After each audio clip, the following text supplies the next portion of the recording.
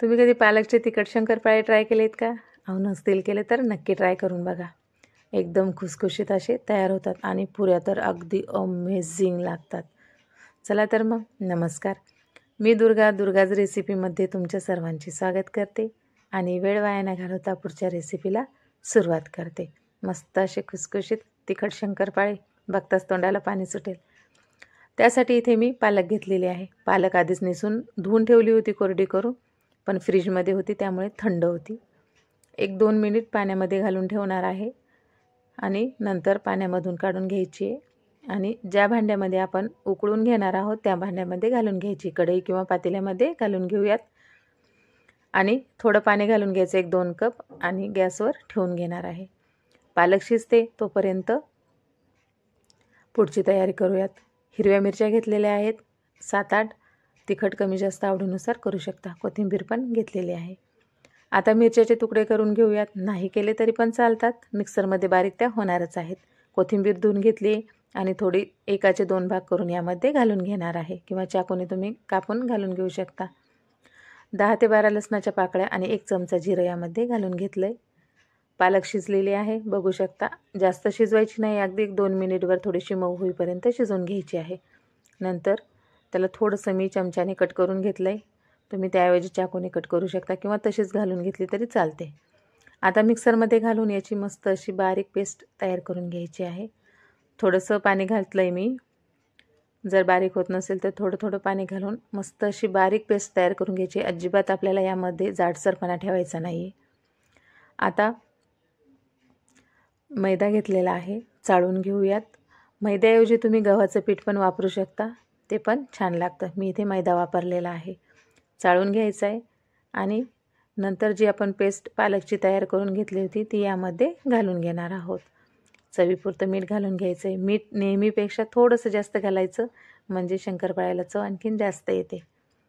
आता 1 चमचा ओवा घेतला आहे आणि हाताने क्रश करून यामध्ये घालून घ्यायचं आहे. तीळ घालून घेणार आहे. तीळ आधीच ओवा घातल्यावर घालायचे, पण मला लक्षात राहिलं नव्हतं म्हणून मी थोडंसं नंतर घातले आहेत. तर व्यवस्थित अशी याची कणिक घट्ट अशी मळून घ्यायची आहे अशा पद्धतीने आणि तेल लावून घेऊयात. तेल लावून आता हे 1-2 मिनटं आपण साईडला ठेवूयात आणि कढईमध्ये तेल तापायला ठेवून घेऊयात. तेल तापतंय तोपर्यंत पुढची तयारी करून घेऊयात. एक गोळा तोडून घ्यायचा आहे आणि नंतर त्याला थोडंसं आपण कोळपाटवर किंवा याच्यावर मळून घ्यायचं आहे आणि नंतर त्याला लाटून घ्यायचं आहे. अशा पद्धतीने थोडंसं लाटून झालं की यावर थोडेसे तीळ घालून घ्यायचे आणि फोल्ड करून घ्यायचं आहे. परत थोडे तीळ घालायचे आणि अशा पद्धतीने चौरस भागामध्ये याला फोल्ड करून घेऊयात आणि लाटून घेऊयात. व्यवस्थित अशी चपाती याची लाटून घ्यायची आहे.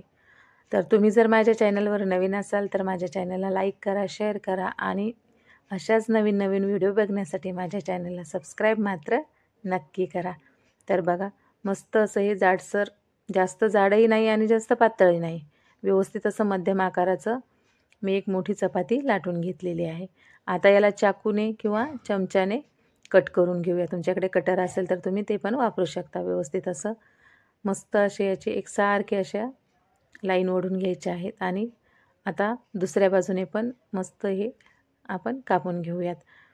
लहान मोठे तुम्ही तुमच्या आवडीनुसार हे तयार करून घ्या. पण बघू शकता अशा पद्धतीने जर बनवलेत खूप छान दिसतात आणि मस्त असे तयार होतात. जास्त पातळही मी बनवले नाहीत आणि जास्त जाडही नाहीत.